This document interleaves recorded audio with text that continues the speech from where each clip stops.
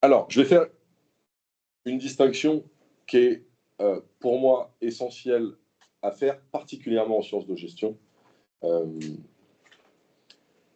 entre les problèmes au sens épistémologique des chercheurs et ce qu'on appelle, alors je vais dire conceptuellement à tort, des problèmes des praticiens, des acteurs dans les organisations. Une espèce de confusion où, pour être utile, pour avoir des contributions, il faudrait qu'il y ait une forme d'alignement, voire d'identité, entre les problèmes qu'on se pose et les problèmes que rencontrent les acteurs.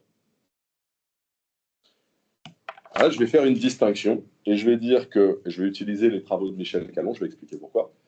Nous, d'un point de vue épistémologique, d'un point de vue scientifique, d'un point de vue philosophique, on se pose des problèmes, on problématise. Les acteurs qui rencontrent des difficultés entre là où ils sont et là où ils veulent aller, ils ont des obstacles. En disant ça, je caricature des deux côtés, j'en ai bien conscience, mais je pense qu'il y a une nécessité de distinction à opérer. Que nous dit Michel Calon dans une étude qu'il faut que vous connaissiez, parce que c'est une étude, c'est un article en sciences humaines et sociales canonique. Il va étudier il va étudier plusieurs acteurs. Mais en gros, il y a quelque chose qui se passe, c'est qu'il y a une demande croissante dans les années 70 de coquilles Saint-Jacques.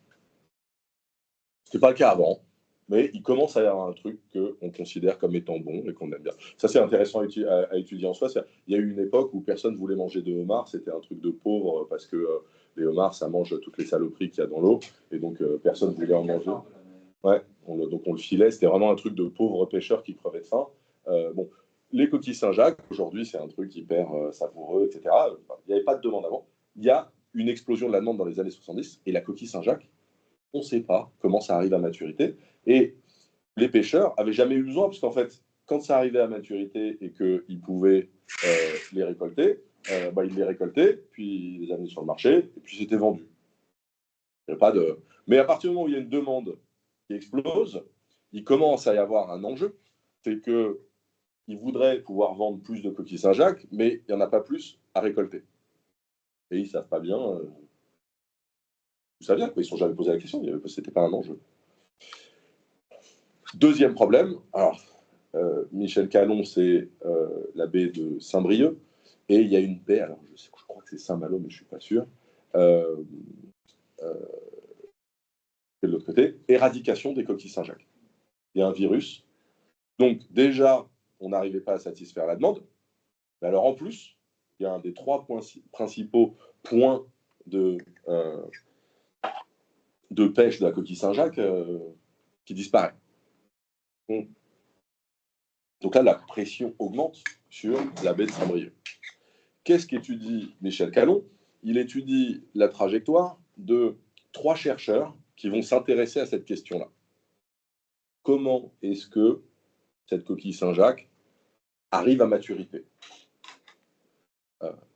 Les pêcheurs, c'est pas leur question. Ils veulent bien, enfin, c'est de la curiosité scientifique, mais c'est pas leur enjeu.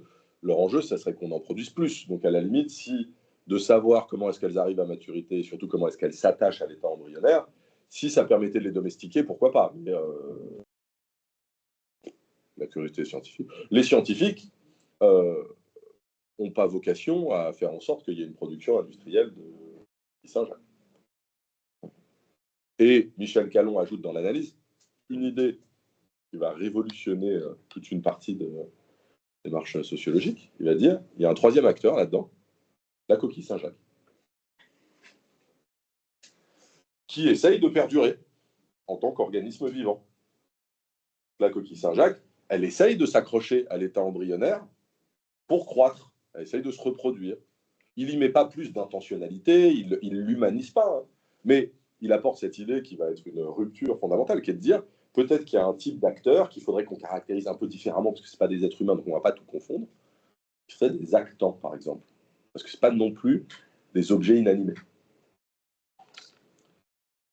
Alors, qu'est-ce qui se passe quand on a ces acteurs en coprésence dont les enjeux, les objectifs, les contraintes font que ils se croisent, ils se rencontrent. C'est ce que lui va appeler la problématisation. Alors là, je lis, on va lire un peu de canon. La problématisation, loin de se réduire à la simple formulation d'interrogation, on fait une différence entre les questions qu'on se pose et la problématisation, atteint au moins partiellement et localement certains éléments constituant le monde social et naturel. Une seule question, Pecten maximus, c'est le nom scientifique de la coquille Saint-Jacques, se fixe-t-il? Suffit à problématiser toute une série d'acteurs, c'est-à-dire à établir de façon hypothétique leur identité et ce qui les lie. C'est-à-dire qu'à partir du moment où vous formulez cette question-là, vous êtes déjà en train de poser au cœur de l'agencement d'acteurs quelque chose qui va avoir des effets. C'est ce qu'on appelle la problématisation comme définition de point de passage obligé, PPO. Les trois chercheurs ne se bornent pas à identifier quelques acteurs. Ils montrent que ceux-ci, dans leur intérêt, doivent admettre le programme de recherche proposé. L'argumentation qu'ils développent dans leur papier est toujours la même. Si les coquilles Saint-Jacques cherchent à se perpétuer, donc premier acteur ayant des objectifs, si les coquilles Saint-Jacques cherchent à se perpétuer, quels que soient les mécanismes plus ou moins obscurs qui expliquent cette pulsion.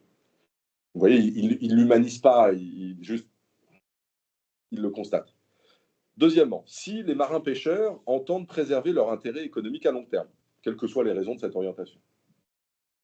3. Si les collègues scientifiques visent le progrès des connaissances, quel que soit le ressort de cette ambition, alors ils sont amenés à accepter, qu'ils doivent au préalable connaître la réponse à la question « Comment les coquilles se fixent-elles ?» C'est-à-dire, vous avez des acteurs, ils ont des intérêts différents, ils ont des objectifs différents, ils ont des motivations différentes, mais ils vont se retrouver autour d'une question préalable. Comment les coquilles se fixent-elles? Et 2, que l'alliance autour de cette interrogation est profitable pour chacun d'entre eux. La problématisation, outre la définition des acteurs qu'elle implique, possède donc des propriétés dynamiques. Elle indique les déplacements et détours à consentir pour cela, et pour cela les alliances à sceller. Définis comme ils le sont, les collègues scientifiques, les coquilles Saint-Jacques et les marins-pêcheurs sont entravés dans leur existence même. Ce qu'ils visent, ils ne peuvent l'atteindre par eux-mêmes. Des obstacles, problèmes se dressent sur leur route. Les acteurs, séparément, ils rencontrent des obstacles. C'est quoi les obstacles? Pecten maximus, se perpétuer. Qu'est-ce qu'il y a sur le chemin de se perpétuer? Des prédateurs. Obstacles. Les marins-pêcheurs, ils veulent assurer un profit à long terme. Qu'est-ce qui fait obstacle à ça? Le profit à court terme et donc la compréhension de ce qu'on pourrait accélérer ou domestiquer les coquilles Saint-Jacques. Les collègues scientifiques, qu'est-ce qu'ils veulent? Augmenter les connaissances sur le Pecten maximus sans remettre en cause les chasses gardées. Qu'est-ce que c'est que leur obstacle sur ce chemin-là? L'absence totale d'informations sur Pecten maximus. Alors, personne ne s'était intéressé à la croissance de l'embryon de coquille Saint-Jacques. On était vraiment, là, si je reviens sur ce qu'on disait avant, savoir non savoir. Bon, on ne s'était pas posé la question. Donc, les acteurs, ils ont des obstacles. Ils ont des objectifs, ils ont des buts, ils ont des motivations. Ils ont un point de départ, ils ont un endroit où ils aimeraient être. Et sur le chemin, il y a des choses qui mettent en difficulté la possibilité d'y aller. Est-ce qu'il faut passer au-dessus? Est-ce qu'il faut creuser en dessous? Est-ce qu'il faut aller sur le côté? Je mets la question de côté. Est-ce qu'ils ont des enjeux de savoir et non savoir? Évidemment qu'ils en ont. Mais je veux distinguer fondamentalement l'obstacle que les acteurs rencontrent entre là où ils sont et là où ils veulent aller, de nature plutôt pratique, et la formulation d'un problème au sens philosophique terme, c'est-à-dire de voir une inadéquation entre le savoir existant et entre le savoir et le non-savoir pour pouvoir rendre compte de cette situation.